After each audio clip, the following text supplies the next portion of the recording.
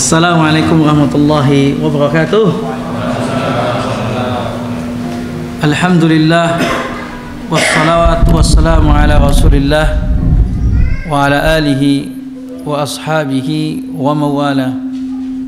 La hawla wa la quwwata illa billah. Usikum nafsi wa iyyakum bitaqwallah faqad fazal muttaquna kama qala jalla wa ala. Ya ayyuhalladzina amanu taqullaha haqqa tuqatih wa la tamutunna illa wa antum muslimun. Wa qala aydan ya ayyuhan nasu taqu rabbakumul ladzi khalaqakum wahidah wa khalaqa minha zawjaha wa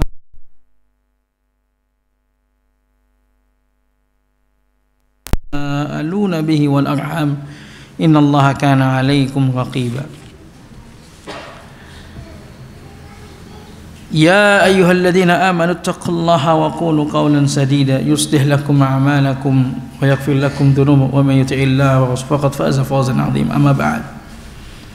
Fa inna asdaqal haditsi kitabullah wa khairal huda wa khairal hadi Muhammadin sallallahu alaihi wasallam wa syarrul umuri muhdatsatuha fa inna kulla muhdatsatin bid'ah wa kulla bid'atin dhalalah wa kulla dhalalatin finnar. Saudaraku seiman, bapak-bapak, ibu-ibu yang berbahagia, pertama-tama marilah kita bersyukur kepada Allah Subhanahu wa taala atas segala nikmat yang Allah berikan kepada kita. Dan tidak lupa kita memperbanyak salawat kepada Nabi kita Muhammad sallallahu alaihi wasallam. Semoga kita nanti kala diwafatkan oleh Allah dalam kondisi kita di atas sunnah, di atas pemahaman para salaful ummah. Kemarin bulan lalu kita telah setengah sedikit membahas tentang hadis keempat dari Arba'in Nawawi, yang dimana saya bacakan dulu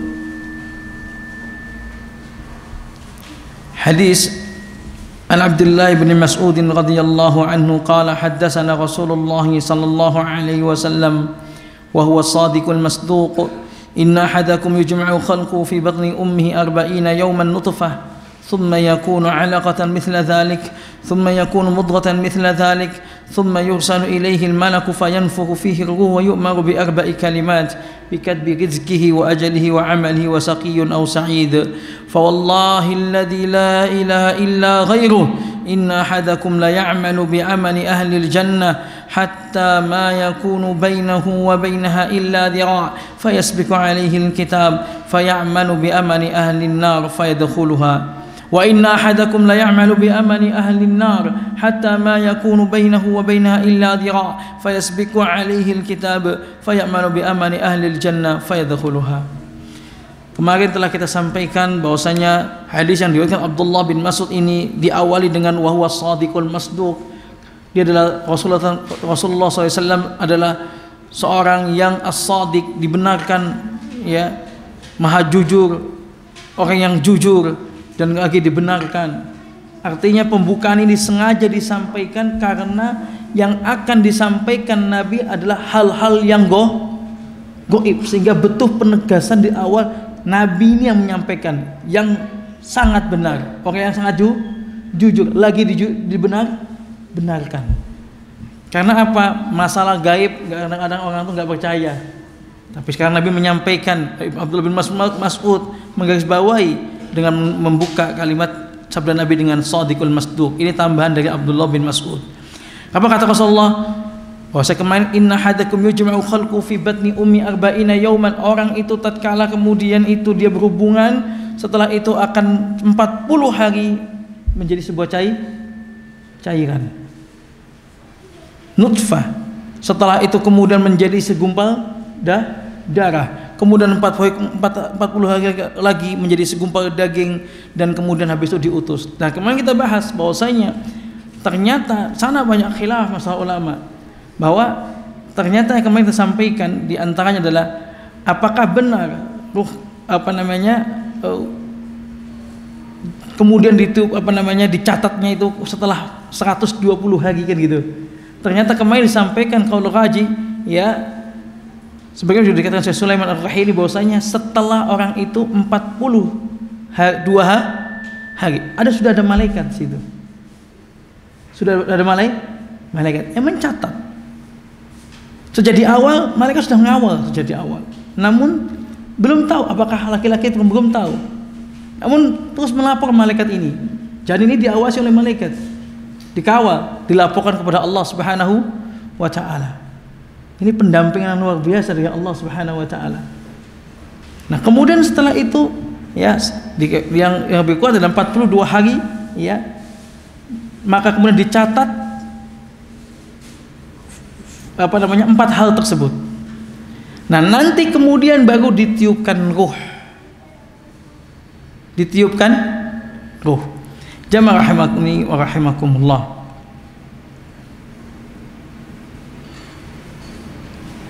Ya. Catatan ini yang penting kita pahami, catatan ini dengan lauh mahfuz kan Allah subhanahu Allah qad kataba maqadir khalaiq qabla 50 alf sana. Allah Subhanahu wa taala telah mentakdirkan atau menulis semua apa-apa yang kejadian di muka bumi ini berapa tahun? 50.000 tahun. Semuanya sudah ditulis. Nah, adapun kemudian malaikat ini memiliki juga catatan, sehingga kemarin kita sampaikan ada hadis misalnya man arada ayyabsuta fi rizqi atau ziyad, maka Allah barang siapa yang ingin memang agak terganggu harus di depan.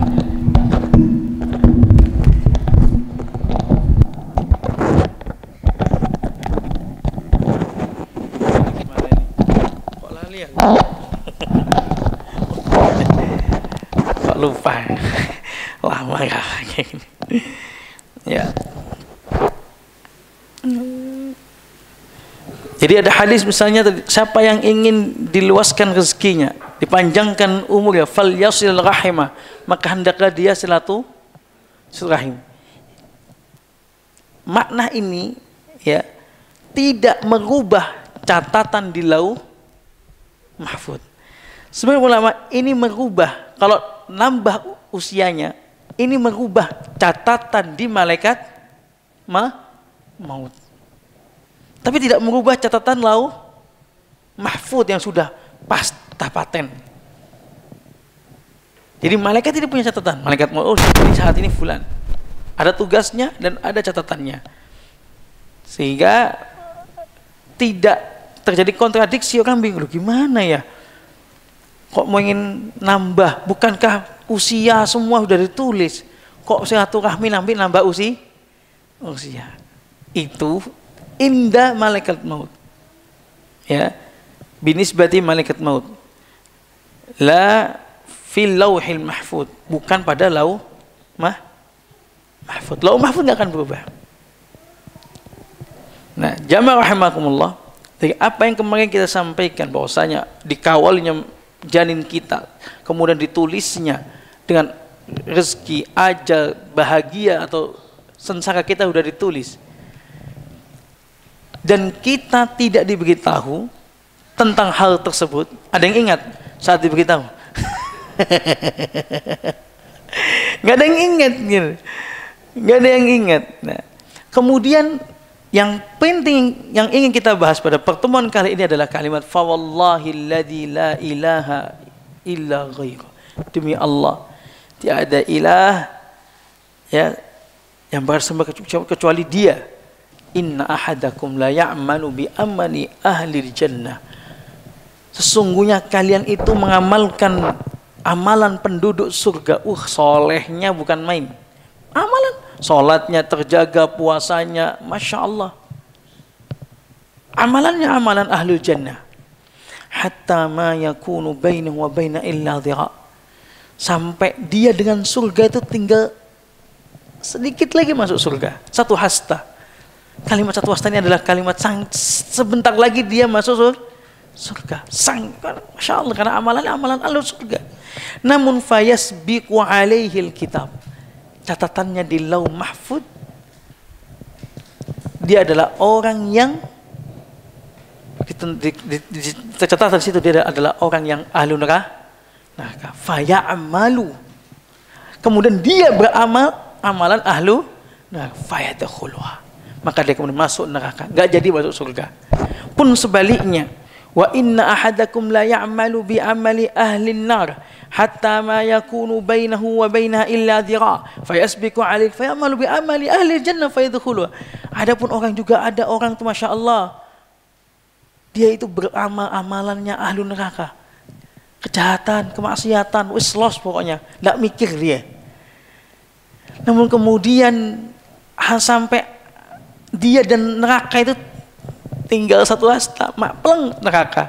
Tapi kemudian lauh mahfud tercatat dia adalah orang penduduk surga, maka dia di akhir hayatnya mengamalkan amalan penduduk surga, maka dia masuk surga, nggak jadi masuk neraka. Dalam hadis ini perhatikan, Nabi SAW menjelaskan orang beramalan ahlu surga. Ada di ampunya. Orang beramal amalan ahlu surga, tapi lauh mahfud sudah mengatakan dia ahlu neraka. Nah, ternyata setelah itu dia melakukan, ada sebabnya.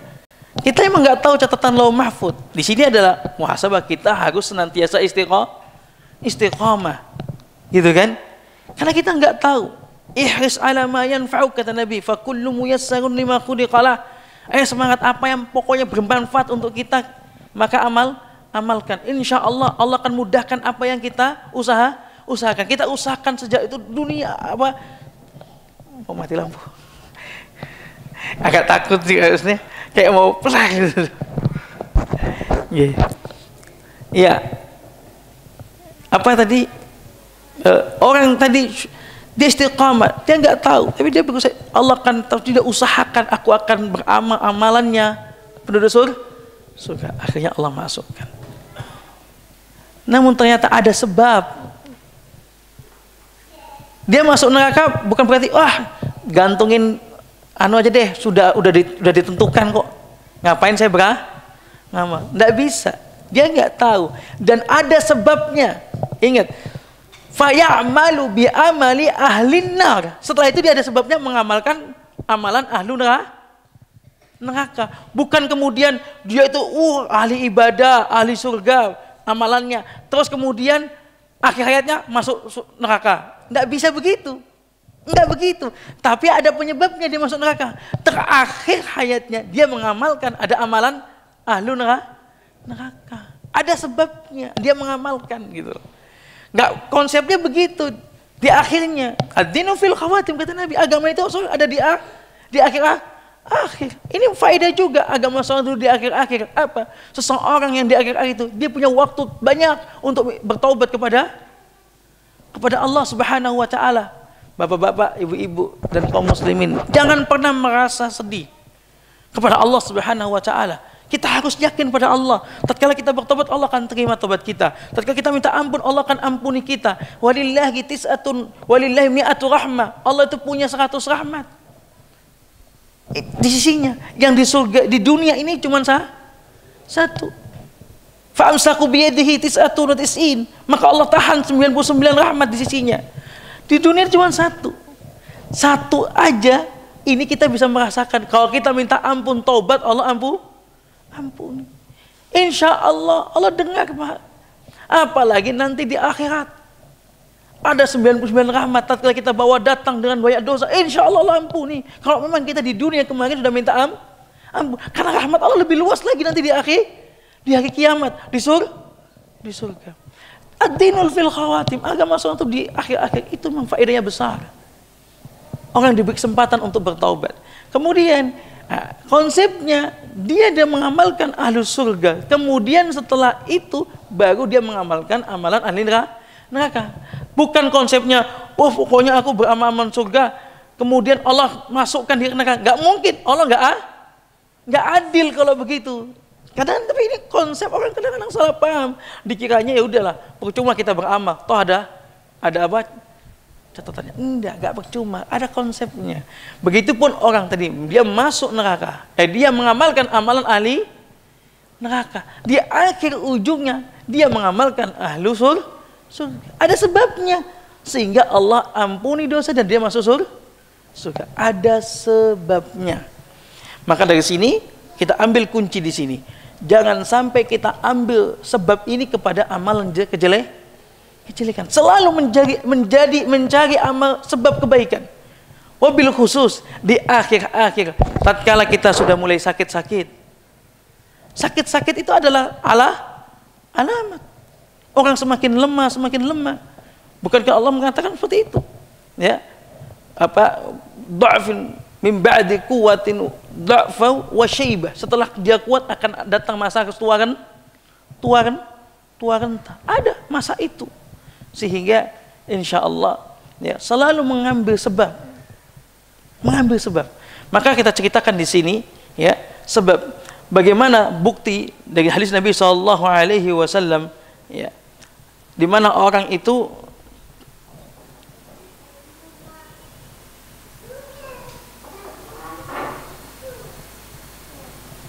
nih namuzaj mimman khatama lahum bis sa'adah. Contoh ya orang yang kemudian dia mengakhiri hayatnya dengan bahagia. Berarti kan tadi ada yang bahagia, ada yang celaka. Ada yang bisa minta minum. Kok kering? Ya.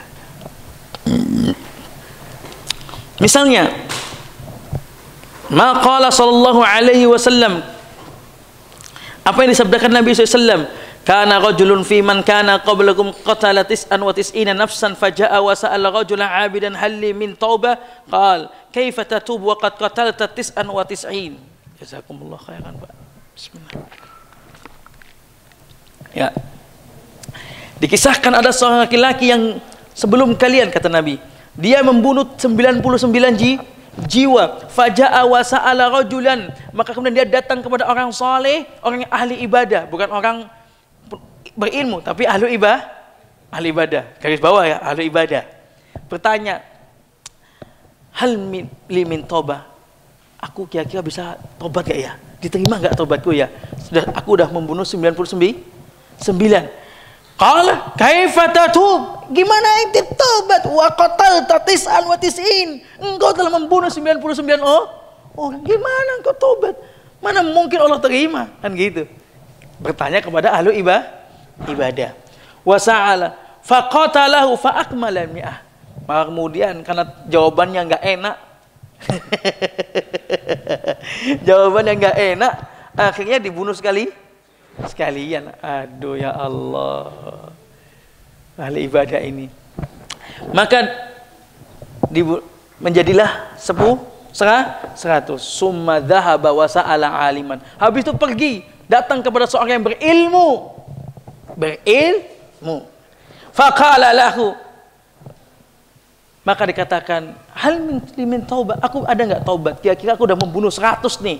Tadinya 99, terus aku datang kepada orang minta fatwa, dibilang enggak bisa, ku bunuh sekalian. Sekarang ini, anak ini sudah membunuh 100 orang. Kira-kira ada taubat enggak? Kira-kira kalau saya taubat Allah terima enggak? Maka orang alim ini menjawab, "Na'am, iya." Ini juga faedah. Jenengan tanya ahli ibadah, dia konsepnya dia anak ahli ibadah. Kok ya gak pantas.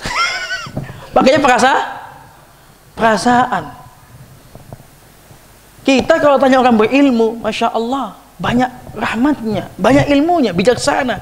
Ada orang salah, ini orang berilmu, dia Masya Allah, istighfar, taubat pada Allah, ditutupi aibnya. Ditutupi. Kok orang ibadah? Kok ahli ibadah? Nemen sampean. Kemudian malah bisa ditecar. Beda orang berilmu.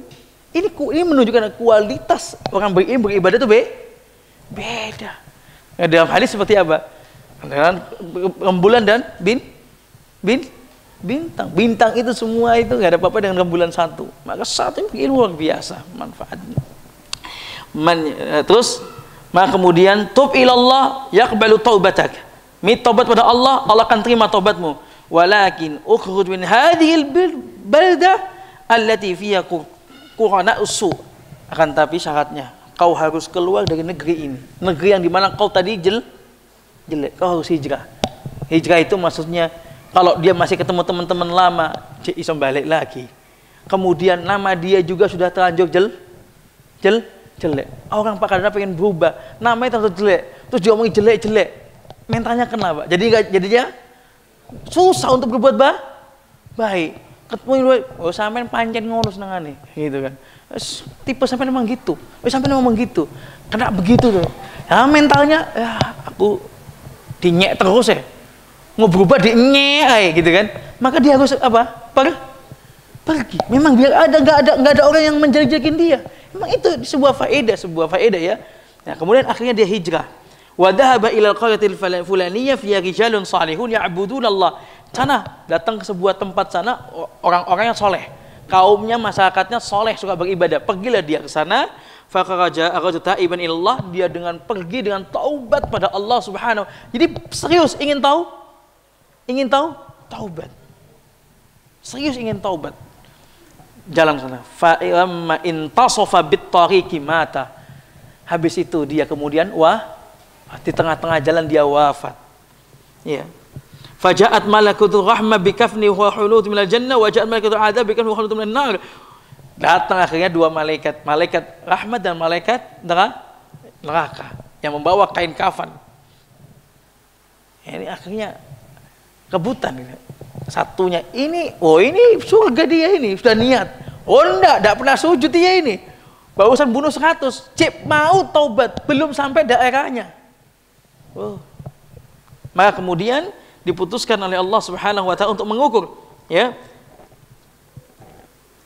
Qaisu ma bainal baladaini wa alhiqu bi aqrabihima minhu. Faqasu ma bainal baladi allati kharaja minha wal baladi alladhi dhahaba ilayha.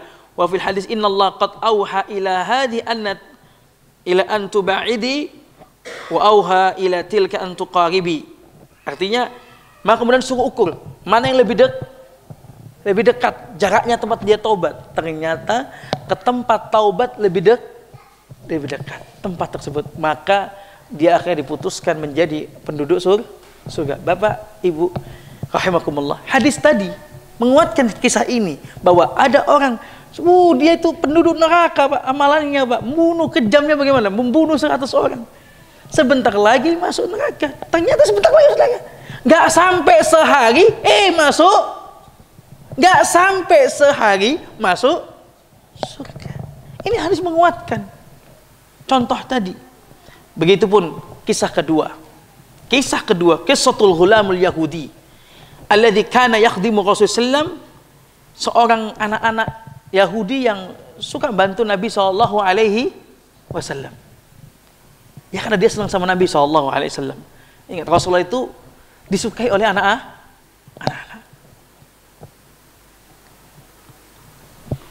Tatkala itu dia sakit, Rasul mendengar dia sakit, maka Rasulullah mengunjunginya.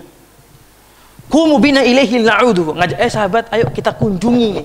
Yang dikunjungi anak wong Yahudi. Kita ini kadang-kadang nggak kebayang, ternyata bisa masuk Islam nanti ini. Yang dikunjungi anaknya orang Yahudi, Israel. Kita bayangin Yahudi Israel gitu kan. Kecemnya bukan mana gitu kan. Ini yang dikunjungi anaknya Yahudi. Ngajak sahabat, fadhahabu ilaihi fawajaduhu fi naza'. Ternyata Nabi dapati anak ini lagi naza', lagi sakaratul maut. Di ujung hayatnya. Masih Yahudi ini. Faqala sallallahu alaihi wasallam li ghulam, maka Nabi mengatakan kepada anak kecil ini, ya gulam, qal asyhadu an la ilaha illallah wa asyhadu anna Muhammadar Rasulullah. Wahai anak, moconen asyhadu an la ilaha illallah wa asyhadu anna Muhammadar Rasulullah. Fanadhara al-ghulamu ila abihi wa kana inda ra'si. Anak ini tatkala Nabi mengatakan bacalah syahadat, asyhadu an la ilaha illallah asyhadu anna Muhammadar Rasulullah, membaca kalimat dua syahadat ini, anak ini kemudian menoleh kepada bapaknya, yang satu bapaknya berada di sisi kepala, noleh begini. Takut pada bapaknya mungkin. Maka kemudian bapaknya, alhamdulillah, apa kata bapaknya? Faqala ati' Abul Qasim. Anakku, manut ambek Abul Qasim, manut ambek Nabi Muhammad. Maka anak ini kemudian membaca asyhadu an la ilaha illallah wa asyhadu anna muhammadar rasulullah waftalatit ruhahu. Tatkala itu anak ini mengatakan asyhadu an la ilaha illallah wa asyhadu anna muhammadar. Setelah itu ruhnya Allah cabut, wafat anak ini. Masya Allah. Belum pernah beramal, Pak. Dalam kondisi naza. Dalam kondisi naza. Bapak, pelajaran di sini dan ibu-ibu semua, bagi saya juga, apabila kita punya tetangga non muslim lagi sakit keras, itu kesempatan untuk ngajak apa? Taubat. Karena Islam itu negara murni. Kalau sungguhnya tidak ada yang benci agama Islam, nggak ada yang benci. Orang Nasrani tahu agama Islam itu agama yang penuh dengan rahmat, tahu. Tinggal kadang-kadang kegengsian, kadang ini. Ya, kita punya juga tetangga non muslim sampai detik ini. Tukang bersih-bersih pondok kita sejak dulu sebelum kita di situ non muslim, sampai sekarang ya kita pakai karena sejak dulu orang situ, penduduk kampung situ non muslim. Sampai sekarang kita pakai dan beliau non muslim. Pernah kita ajak untuk masuk Islam. Ya, bukan langsung aja ya, cak keluar, cak makan. Apa jawabannya? Oh, Ustaz, kula ini asli seneng sama agama Islam, seneng alhamdulillah. Cucu saya loh, udah masuk Islam 2 katanya gitu. Bagusan masuk Islam tahun ini, saya tuh seneng. Menurut saya agama itu semua sama, tapi Islam tuh masya Allah memang kata. Bukan masya Allah, seneng lah, intinya bagus kata. Minimal saya tahu jawabannya. Oh, Islam menurutnya bagus. Karena muamalah kita setiap hari. Insya Allah. Ya kalau beliau sakit saya kunjungi lagi nanti. Semoga Allah kasih hidayah beliau. Belum masuk Islam sampai sekarang, tapi baik sama kita. Adapun ponaannya, cucunya itu kita kasih hadiah taklifulku, kasih zakat takliful qulub. Nah, artinya ini Rasul praktekkan kepada anak kecil Yahudi, apalagi itu anak-anak. Loh, kalau orang non muslim itu loh di sebuah rumah sakit Kristen misalnya, muslim sakit diobati gratis, bisa saja diajak masuk Kristen dan pun masuk. Memang saat kondisi orang sakit itu memang posisi lemah, manut biasanya. Masa ada orang sakit nggak manut? Pengen ditinggal, pasti manut.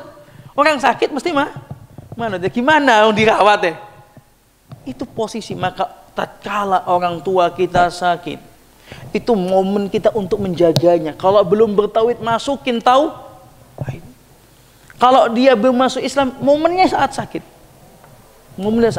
Insya Allah di saat-saat itu, insya Allah semoga Allah kasih hidayah sebagaimana anak kecil. Ini hadis menunjukkan apa? Menunjukkan kisah anak kecil Yahudi ini. Menunjukkan apa? Bahwasanya bahagia bisa. Orang tuh amalannya hanya dengan syahadat, habis itu dia masuk Islam, dan kemudian tiba-tiba setelah itu belum beramal soleh, tapi amalannya sudah kalimat tauhid ini. Akhirnya Allah masukkan ke surga. Ya. Kalau kisahnya ya di sini dikisahkan di sini ya, seperti misalnya ya yang tidak bahagia, ya, yang tidak bahagia. Tadi yang bahagia nggak pernah beramal bahagia. Yang tidak bahagia misalnya wadhkuru qissata rajulin kana ma'an nabi sallallahu alaihi wasallam fi ghazwatin min ghazawati alaihi salatu wassalam. Kisah seorang laki-laki yang dalam peperangan, dia perang sama Nabi. Gitu lah. Oh, otomatis semangat, otomatis gitu. Kemudian para sahabat menyaksikan ya bahwasanya dia adalah fata'ajjaban nasu minhu.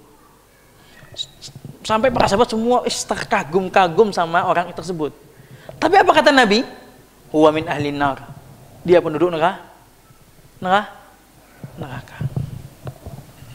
Para sahabat ini dicek sama para sahabat, diikuti akhirnya. Fa'adhama dzalika 'ala sahabat. Sungguh kalimat itu sangat besar sekali. Wong ini jihad sama kita. Sangat semua musuh depannya habis. Terus Nabi mengatakan huwa min ahlin nar, dia penduduk neraka. Ini perkataan besar menurut para sahabat ini. Kok begitu konsepnya? Kan gitu loh. Kok begitu konsepnya depan kita? Maka para sahabat apa? Ya. Faqala rajul la'azimahu. La arzima minhu. La arzima saya akan ikuti dia. Tak ikuti coba. Tenang diikuti. Wa tabi'u fataba'ahu. Fa usib hadha rajul syuja' bisahmin minal adu. Maka kemudian tiba-tiba di tengah-tengah peperangannya berkecamuk, dia hebatnya begitu, tiba-tiba dia kena panah di bagian perutnya. Di bagian perutnya. Ya. Kemudian ada juga kena pedang dia. Kemudian diletakkan pedangnya, malah kemudian panah anak dicabut sama dia karena dia nggak kuat merasakan rasa sakit. Maka terhitung dia bunuh diri. Dia bunuh diri. Ya, faqatala nafsahu, maka dia kemudian membunuh diri sendiri. Entah ditusukkan kembali atau gimana, tapi setelah itu dia nggak kuat, dia bunuh diri.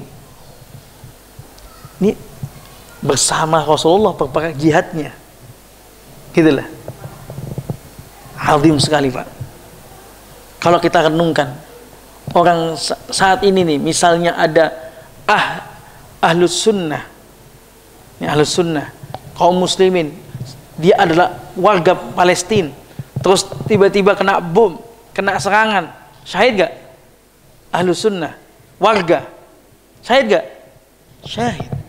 Itu gak sama Rasulullah, kita lah ngomong syahid. Perhatikan kondisinya, jihad sama Rasul, gak kebayang Pak masuk neraka. Tapi hikmahnya besar di sini. Para sahabat untung mengikuti, alhamdulillah dia mengikuti sehingga tahu benar kejadiannya, sehingga Rasul benar-benar apa? Seorang Rasul menginfokan dia benar neraka, ternyata benar neraka. Ini kan menunjukkan apa? Harusnya kita itu lebih berhati-hati kita ini. Jangan pernah tawakal kita sama amalan kita. Jangan pernah bersandar sama amalan kita. Kadang-kadang orang itu bersandar tidak sengaja, kadang-kadang nggak sengaja dia bersandar sama aku pengurus kajian, aku pengurus takmir, aku wis kajian salap wis 20 tahun, aku wis pokoknya gitulah ibadahku, sedekahku.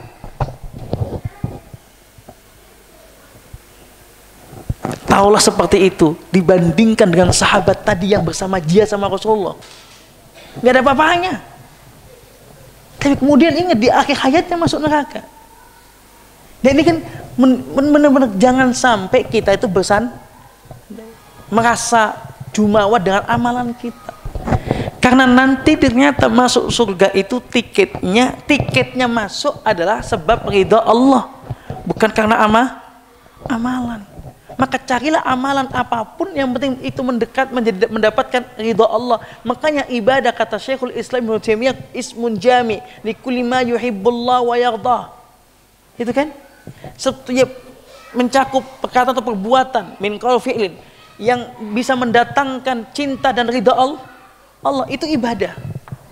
Maka kita apapun ibadah kita berusaha itu mendatangkan cinta kepada Allah Subhanahu wa taala dan ridha Allah. Karena untuk tiket masuk surga itu ridha Allah. Adapun setelah masuk surga tingkatan surga kita tergantung amalan kita.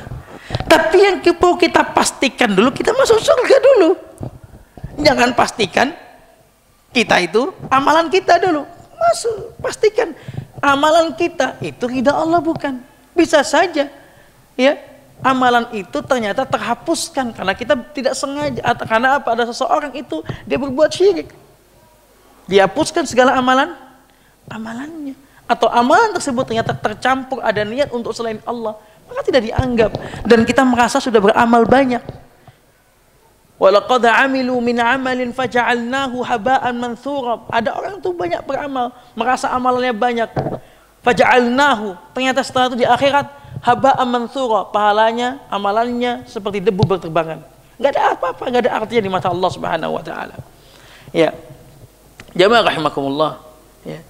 Maka sekali lagi hadis ini ya tadi dan contoh-contoh tadi menguatkan kita ya, atau kisahnya Bursiso yang 300-an tahun dia menjadi ahli ibadah kemudian pada akhirnya di akhir hayatnya dia berzina, kemudian dia membunuh wanita tersebut dan anaknya sekalian, dalam surat Al-Hasyr itu kata Allah, fakana akibatahuma annahuma finnari khalidaini fiha, karena keduanya itu akibatnya dua ini itu jin yang mengajaknya untuk berzina kemudian membunuh anak wanita dan anaknya ini, dan karena hamil dan bursiso, ya akhirnya karena akibatnya mereka masuk neraka kekal. Kenapa? Di akhir hayatnya bursiso saat dikila dikatakan namanya bursiso, dikatakan namanya bursiso saat dia mau dipenggal karena dia ketahuan membunuh, ya kan gitu, dia datangi oleh jin itu lagi, sujudlah kepadaku, aku akan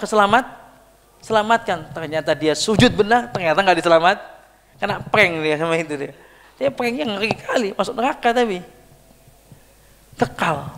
Nah, kalau sudah seperti ini konsepnya, kita tahu konsepnya, kita beramal bermanfaat apapun cara, menjadi orang yang bermanfaat, menjadi orang yang baik kepada seorang. Cari sebab bagaimana kebaikan dan jangan sampai cari masalah dengan orang. Nggak enak, ya, nggak enak punya masalah dengan orang. Jadi orang baik. Kita meninggalkan nggak ada kepikiran, kita tatkala sakit nggak ada kepikiran harus minta maaf sana, minta maaf sini, kepikiran dolim sama sana, nah udah nggak ada. Enak tenang. Tatkala Allah, Pak, mohon maaf, saya pernah berpikir muhasabah tentang kematian. Wallah, saya kalau Allah cabut nyawa saya hari ini,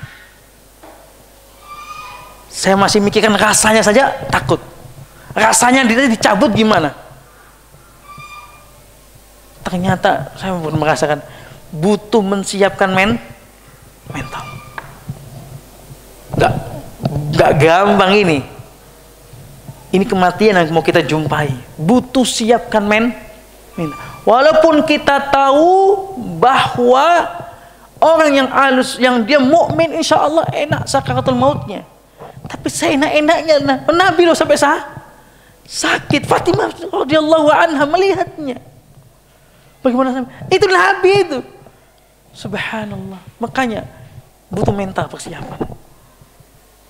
Dan coba bayangin kalau kemudian tidak menjadi istilahnya ada masalah dengan orang sana, ada kedoliman dengan sana, itu sakit-sakitan, sudah kepikiran, ini sudah mendekati ajal, kepikiran, gak enak,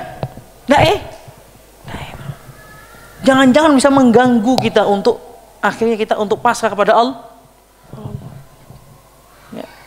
Maka sekali lagi, tapi ada kisah menarik sama bapak-bapak, bagaimana Allah menjaga seorang.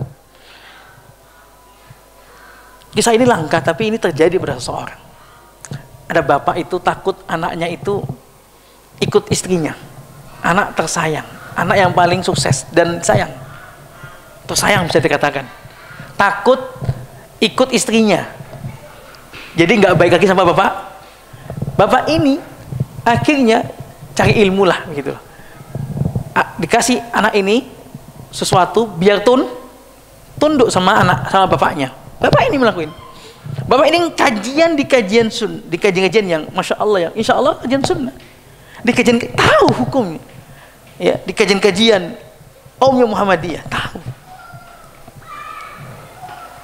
Sempat saya tanya langsung, benar toh Pak, jenengan ndak pernah melakukan ini? Gengsi mau mengakui saya pernah begini, pernah cari ilmu sampai ke Banyuwangi, enggak Ustaz. Setelah setahun, tapi karena saya dapat cerita dari anaknya, emang pernah, dan bapak dulu suka begitu gitu loh, suka pergi, kayak gitu kan. Tapi bapak tidak mau mengakui gitu. Akhirnya setelah setahun sakit ini Pak, masya Allah, sakitnya dari medis pun sudah gimana, sampai akhirnya lama di medis, masuk rumah sakit, keluar lagi, masuk rumah sakit, keluar lagi, akhirnya sampai benar-benar udahlah dirawat di rumah saja. Masih jangan batuk terus. Di saat itu momen panggil, saya kan kenal deket, saya panggil, saya datangi Bapak itu lagi sama. Setelah kita bacakan, kok masih sakit terus. Seharian, 2 hari kita bacakan. Hari ini hari besoknya 2 kali saya bacain. kok masih sakit terus? Sudah harusnya itu sebetulnya sudah lemah, sudah nggak ada apa, harusnya sudah tinggal maaf Allah cabut lah gitu loh. Kok enggak. Akhirnya saya beranikan diri ngomong secara serius. Anaknya tak suruh pergi semuanya, ngomong punten Pak, mumpung nyawa jenengan masih ada, saya bilang ini, jenengan akui jenengan pernah enggak ngelakuin syirik, pernah enggak gitu. Ini akhirnya ngaku Pak, wallah ngaku di akhir hayat, ngaku lah. Saya ambil itu dulu kulit badak apa kulit rusa ya, pakai kulit singa Pak, kulit sama tanduk, namanya orang zaman dulu kan gitu kan. Ajiannya saya ambil di rumahnya, saya ambil terus saja tobat saat itu dan mengakui. Setelah itu kalau gitu sekarang minta maaf sama anak jenengan, karena sempet emang sengaja pernah ngasih ke anaknya. Akhirnya saya bilang anaknya, saya sampaikan padanya, dan kemudian akhirnya di hadapan bapak itu, bapaknya minta maaf. Setelah itu wafat. Allah masih menjaga untuk dia wafat dalam apa? Tauhid. Karena anaknya juga insya Allah bertauhid, karena anaknya juga insya Allah terus mengingatkan, karena orang tuanya juga masih ngaji. Cuma kadang gengsi. Terjadi Pak.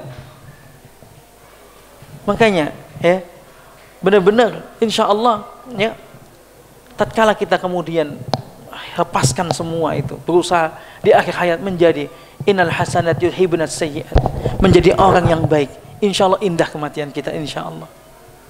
Sekali lagi butuh mental itu untuk menghadapi itu, butuh mental. Semoga Allah Subhanahu wa taala berikan kita husnul khatimah, amin, dan Allah mudahkan kita saat ajal menjemput kita, amin ya Allah.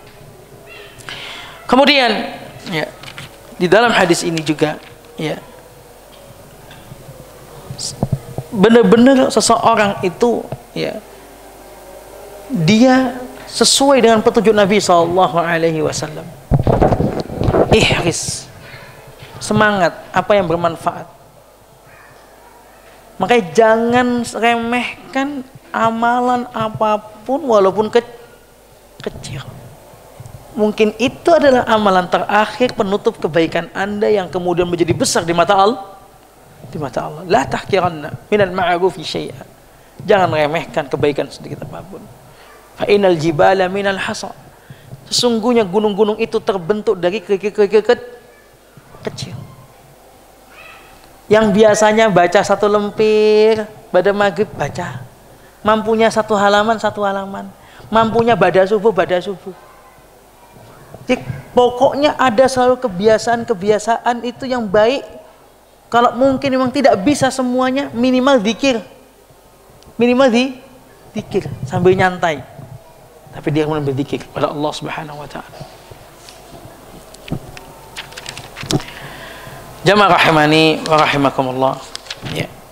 Dari hadis ini sekali lagi ya, dari awal sampai akhir intinya ingin jelaskan tentang penciptaan dan bagaimana penciptaan itu dikawal oleh malaikat, dan kemudian tatkala dia lahir ada juga malaikat yang mencatat amalannya. Jadi mulai awal sampai akhir selalu dikawal malaikat. Manusia ini selalu dikawal malaikat. Malaikat itu punya tugas masing-masing. Ada yang hujan, ada yang kemudian mengirimkan sholawat, sayyahin, ada juga yang malaikat itu kemudian memberikan rezeki, membagi-bagi rezeki dari Allah Subhanahu wa taala. Ada yang juga kemudian malaikat ini mengirim doanya orang kepada Allah, dikirim doanya ke langit. Ada tujuan banyak malaikat itu.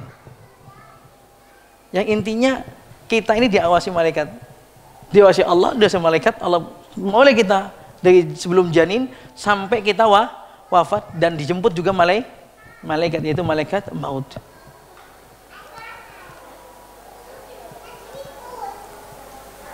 Maka dari sini apa yang bisa kita ingin tipu kepada Allah? Jangan menipu Allah. Kalau kita ingin berubah ya berubah. Tidak usah berubah karena orang. Rugi. Hijrah itu ibadah. Kok kita karena orang nggak dapat pahala? Ada yang dapat dosa. Nah, nggak usah berbohong-bohong, apa namanya, intinya pura-pura, enggak usah, apa adanya. Kita apa itu apa adanya. Ya. Karena zaman ini pemuda banyak yang juga setengah-setengah dalam hijrah. Kalau yang setengah-setengah, ayo. Saat ini tidak perlu. Kita di dunia intelektual terbuka saat ini. Dulu orang sembunyi-sembunyi Pak Isbal. Dulu orang berhati-hati untuk cadaran, karena sedikit sekali. Sekarang ini nggak usah. Bahkan ada modelnya saat ini, model celana di atas mata kaki. Nggak usah takut. Apa yang mau ditakutin? Wah, ada ketemu teman nggak enak, kita turunin ini celananya. Saat ketemu teman ganti celana. Celana yang kodok pas lah, sing iso ben gaul sithik. Nggak perlu. Ya kita pakai dapatnya itu, pakai celana itu ketemu apa adanya. Kita pakai batik ya pakai batik. Wah, ketemu teman salaf nih nggak enak ketemu. Nggak enak nih kau pakai baju batik. Ganti jubah. Udah apa adanya, pakai batik kan, pakai apa adanya sebetulnya. Nggak usah lah bohong-bohong gitu loh. Kita itu untuk pada Allah gitu. Aduh, ada teman nggak enak ini. Ya kita kemudian, yang para akhwat, aduh mau ke pondok ini, pakai cadar gitu. Gitu kan? Udah ke pondok nggak pakai cadar gitu kan? Jangan sudah. Kita tidak tahu kapan ajal kita datang. Bisa di pondok, bisa di tengah jalan, bisa di mana. Artinya sudahlah, tidak usah berbohong di diri, dalam berbenah diri itu nggak usah bohong gitu loh. Nggak usah takut. Jenengan nanu toh, napa? Ikut kajiannya Ustadz Firanda. Wah, yang nanya ini mesti ya enggak juga sih, tapi ya seneng aja lah. Gitu. Ngomong begitu. Ya karena awal-awal hijrah masih takut ya, alhamdulillah saya ikut. Tapi kalau jenengan ikut kajiannya UAS, oh iya seneng saya gitu. Padahal sebetulnya dia nggak tertarik. Bisa saja begitu. Nggak usah bohong-bohong. Ya. Jadi kadang-kadang kita harus apa adanya. Siapa tahu juga dengan kita jelas, dengan kita memperjelas diri kita dalam berubah, ya alhamdulillah, insya Allah kan manusia juga bisa melihat. Kayak saya ini Pak, ya sering Pak ditanyain Pak, Ustadz Salafi itu mau dia. Ya, kadang-kadang dijawab salah, gak dijawab salah juga. Itu pertanyaan kadang-kadang nggak perlu. Kayak seperti itu. Tapi kadang-kadang suatu momen kita harus jelaskan. Pernah ditanya? Oh pernah ditanya saya. Jelas apa adanya. Dan kita, aduh, nanti kalau saya ini nggak enak saya. Wah, nah. Bismillah. Ya, tapi emang berat Pak. Emang berat. Tapi insya Allah kalau niat kita baik, niat kita saleh, Allah menguatkan insya Allah. Jangan pernah bersedih kalau kita berbuat kebaikan itu sendiri. Karena sesungguhnya rembulan itu dia selalu sendiri di tengah-tengah bintang, tapi dia paling indah. Seperti itu. Ya. Khawatir. Dan kalau memang kita nggak kuat, ini saya merasakan apa yang saya sampaikan ini. Kalau kita nggak kuat dengan pertanyaan-pertanyaan seperti itu, kadang-kadang pertanyaan itu membuat kita menjadi ragu dalam beramal, semakin nggak pede kadang-kadang, melipir kita. Ya. Saya sampaikan, kalau kita memang nggak kuat dengan orang-orang tersebut yang suka bertanya, kita tetap pada istiqomah, tapi kita menghindar dari orang-orang yang suka seperti ini, suka bertanya. Tanyanya itu bukan nggak perlu, tapi dia nanya ingin memang menanamkan keraguan. Aslinya udah yakin dengan manhaj salaf ini, yakin. Ditanya-tanya akhirnya ragu kadang-kadang. Menghindari saja, hindari. Ya. Dan tidak jarang bagaimana kalau itu keluarga. Iya, keluarga ada yang nanya. Kadang-kadang keluarga yang nanya. Karena itu terus kita belajar dari hadis ini, kita takut kita ngomong begitu, habis itu kita nggak pede di atas manhaj salaf. Kita nggak percaya diri di atas manhaj kita ini. Terus kita kemudian jawabnya melipir. Ini habis ini kita hadis kelima. Namun kalau kita hadis kelima itu pendek tapi cakupannya banyak. Bila ada pertanyaan. Monggo Bapak Ibu.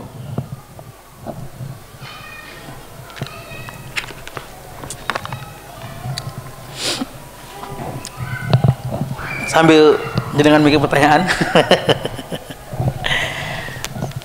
Ada faedah yang saya barusan juga baca. Saya sampaikan di dua tempat kemarin tentang tadi itu, kita itu kalau bisa ketemu orang menanamkan kebaikan berhubungan dengan masalah ini. Ada kadang-kadang orang itu apabila dia mendapatkan sesuatu yang dia tidak sukai, inginnya dibalas, hati ingin membalas, atau kebanyakan orang memaafkan itu sedikit sekali orang memaafkan, rata-rata ingin balas. Apalagi dapat penyampaian bahwa membalas itu adalah haknya. Balaslah, hak ente itu. Akhirnya apa? Pengen balas. Kalau saya tanya Pak, kita didolimi, kita balas, boleh apa enggak? Boleh. Siapa yang bilang enggak boleh? Tatkala seseorang bertanya, Ustaz, saya didolimi, saya balas, oh iya boleh, hak ente itu, silahkan. Tapi ada masalah ini, saya ingin memberikan catatan. Maksudnya catatan saya muhasabah pribadi ya. Artinya saya ingin menyampaikan suatu hal semoga berfaedah. Di dalam surat Asy-Syura ayat 39 dan ayat 40, Allah Subhanahu wa taala berfirman, Alladzina idza asabahumul baghyu hum yantasirun wa jazaa'u sayyi'atin sayyi'atun mithluha faman 'afa wa aslaha fa ajruhu 'ala Allah.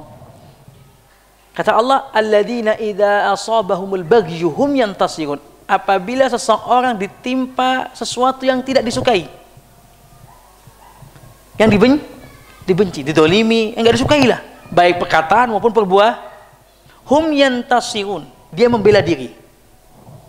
Ayat ini memang membolehkan seseorang itu boleh balas. Tapi Pak, ayat ini masih ayat 39, ada ayat sambungannya, ayat 40. Silakan balas. Tapi kata Allah, fajazaa'u sayyi'atin sayyi'atun mithluha. Balasan itu dari yang jelek kepada yang jelek itu juga harus mithluha, setimpal. Kalau saya tanya, jenengan dipukul dengan kekuatan 50, kekuatan 50, atau dipukul sekali, balesnya sekali atau 2 kali? Namanya otomatis orang balas pinginnya 2 kali. Seandainya pun sekali, lebih kenceng mukulnya. Kita berpikir, bisakah kita saat kita membalas setara? Mampukah kita? Saya tidak mampu. Saya merasa tidak mampu. Seandainya saya ingin balas, kalau melebihi, maka lebihan tadi itu kedoliman tersendiri. Saya ingin balas, waduh, saya tidak mampu ya, nanti takutnya berlebihan. Ya wis, aku balasnya di bawahnya aja. Enggak marem. Enggak enak Pak. Nah, kita diduduki 2 hal ini kalau ingin membalas. Kira-kira ingin balas atau tidak kalau jenengan didolimi? Akhirnya enggak, kalau mikirnya begini, jawabannya enggak mau Ustaz. Mending apa? Dimaaf. Sebetulnya ayat ini poinnya itu, faman afa wa aslah, siapa yang memaafkan dan memperbaiki ketidakbaikan tadi menjadi baik hubungannya, fa ajru 'ala Allah, maka pahala di tangan Allah Subhanahu wa taala. Bukan ayat ini untuk motivasi, ayo balasan. Bukan. Itu kita sering banget salah dalam pemahaman ayat atau hadis setengah-setengah. Ayatnya dibaca setengah, hadisnya begitu juga. Misalnya Nabi menceritakan tentang orang muflis, orang yang rugi, menceritakan itu bukan berarti yuk nanti kita di akhirat cari pahala. Di akhirat cari pahala. Hadis tadi tidak menjelaskan untuk cari pahala, ingin menjelaskan bahwasanya ada loh kedoliman itu akan dihisab sampai diambil pahalanya. Harusnya berhati-hati untuk dolim. Kalau jenengan ingin berpikiran seperti itu, ya silakan saja sih. Tapi ingat, di akhirat itu yang kita butuhkan ridha Allah, bukan banyaknya pahala. Untuk masuk surga itu ridha Allah. Kalau bisa, kedua, kalau kita ambil pahalanya, kita juga bisa diambil pahala oleh orang lain. Kalau kita maafkan, nanti hamba ini loh memaafkan kesalahannya. Ya udah, maafkan juga kesalahanmu. Enak kalau cari-cari maaf itu, enak sekali. Bapak pernah punya masalah, Pak? Kemudian selesai dengan kalimat maaf? Enak nggak? Enak. Punya masalah? Coba, apa kata Rasulullah SAW? Ya, Aisyah radhiyallahu anhu, aman taqama Rasulullah. Rasulullah itu tidak pernah sama sekali membela diri. Tidak pernah. Illa antuntihaka hurmatullah. Kecuali ada itu larangan-larangan Allah dilanggar. Baru Nabi membela. Kalau untuk dia nggak pernah Nabi membela. Nggak pernah. Kenapa? Dikatakan kata Syekhul Ibnu Taimiyah rahimahullah bahwa dalam ini dicantum oleh Syekh Abdul Razak dalam kitab Hadisul Akhlaq, bahwasanya seseorang tatkala membela diri, energinya banyak yang habis. Pikirannya nggak tenang. Ini nggak ngamuk sama orang itu. Wes kepikiran. Habis itu apa? Belum lagi cerita ghibahnya ditambah-tambahi. Cerita ke sana, tambah ghibah lagi, tambah dosa lagi. Belum lagi kemudian apa? Ya, anak-anak ikutan nyatru sama sepupunya. Sing masalah bibi ambil bule atau orang tua. Ini anak-anak sepupu ikut nyatru juga kadang-kadang karena dengar cerita. Belum lagi kalau itu masalah yang lebih besar lagi, pakai pengadilan, pakai pengacara, berapa habis uangnya, berapa. Coba, energi begitu banyak yang dikeluarkan. Ternyata kalau seandainya, ya saya maafkan. Gak ada itu energi yang hilang. Gak ada itu pikiran, malah iya saya maafkan, sudah clear. Kan begitu. Kalau kita penyampaian seperti ini, insya Allah orang-orang akan suka memaafkan, Pak. Tapi jangan kemudian sampaikan peluang-peluang. Gak apa-apa balas dendam, hak antum itu. Ini apalagi orang yang suka emosian, tambah nemen itu nala. Jangan kasih peluang kalimat itu kepada orang-orang yang suka emosi. Jangan kasih peluang pada orang-orang yang suka marah. Karena sekali lagi, belum tentu orang itu bisa membalas diri dengan sepadan. Kejelekan sama kejelekan pasti sama dengan kejelekan. Nggak akan muncul. Tapi kalau kejelekan dibalas dengan kebaikan, akan muncul kebaikan. Setelah itu akan kebaikan lagi. Tadinya masalah, dimaafin, jadi kebaikan. Habis itu silaturahmi, habis itu saling ngasih hadiah, habis itu mantu berdua. Habis itu jadi besan. Ya ternyata begitu. Kita punya teman dekat setelah punya banyak masalah. Kita punya teman dekat setelah punya banyak masalah. Kadang masalah itu untuk menguatkan pertama. Oh ternyata temanku ini gak suka kalau diginiin. Oh ternyata gini, gitu. Kita toleransi. Wa anta'fu wa tasfahu wa taghfiru. Wabil khusus, tatkala ngomongin maafkan. Wabil khusus, tatkala ngomongin maafkan, memaafkan. Ini bukan antar teman saja. Wabil khusus antar rumah tangga, antar keluarga, suami ke istri, istri ke suami. Ini lebih utama. Kalau seandainya marah terus Pak sama istri jenengan Pak, biasanya jenengan keluar rumah nggak makan, susah sendiri kan akhirnya. Kan begitu. Atau ibu-ibu misalnya pergi dari rumah, kemudian bingung sampai di rumah orang tua bingung, kenapa kamu kesini? Jawab salah, nggak dijawab juga salah, bingung gitu juga kan? Coba bingung. Jamaah rahimakumullah. Berakhir hadis Anas bin Malik. Hadis Anas bin Malik yang muttafaqun alaih. Saat itu Rasulullah SAW, bagaimana Rasulullah ini benar tidak pernah membela diri. Saat itu Rasulullah itu sama Anas bin Malik jalanlah di pasar gitu kan, sama Anas bin Malik. Rasulullah pakai selendang. Selendangnya itu ujungnya itu tajam, kasar. Ada orang Badui, Arab Badui, seneng sama Rasulullah, seneng sama Rasulullah. Namanya orang seneng, orang Badui lagi. Kadang-kadang orang Badui kita tahu kurang beradab dalam kisah-kisah hadis seperti itu kan, yang kencing di masjid sebagainya gitu kan. Kalau dikejar Rasulullah, ya Rasulullah, dikejar, ditarik Pak selendangnya, Pak. Kebayang, Pak? Jenengan kalau digituin, Pak, jangankan ditarik selendangnya, dikejar itu dipedeng. Mangga kadang-kadang tepuk juga sakit. Kaget. Ini Rasulullah ditarik, Pak, selendangnya. Apa katanya Anas? Itu dia fajabazahu. Kemudian habis itu ditarik. Apa kata Anas? Terlihat goresan ya mesti gores lah. Orang itu kasar ditarik. Kata min syiddati jabadatihi. Saking kuatnya apa? Nah, Anas bin Malik lihat ini, bisa aja manggil. Ini orang gak punya adem ini. Habis itu dia kemudian dengan santuinya dia bertanya Rasulullah. Intinya dia ingin apa? Ingin selendang ini juga, ingin dapat harta dari Rasulullah. Ingin minta ternyata. Apakah kemudian bagaimana sikap Rasulullah? Faltafata ilaih, kata Anas. Rasulullah kemudian menoleh kepadanya, dia minta gitu. Ditoleh, fadhahika. Nabi cuma ketawa. Habis itu, Nabi bagi. Dikasihkan itu barang, Nabi bagi. Rasulullah SAW, Nabi kita, akhlaknya seperti ini. Memang ternyata benar. Jangan kita gampang cari aman hidup di dunia ini. Insya Allah, siapa yang hidup cari aman di dunia dengan beribadah dan bermuamalah yang baik, insya Allah aman di akhir. Ini yang bisa kita sampaikan. Jazakumullahu khairan katsira. Ya. Semoga Allah Subhanahu wa taala berkahi, semoga Allah Subhanahu wa taala maafkan apa-apa yang salah dari kita, semoga Allah lembutkan hati kita.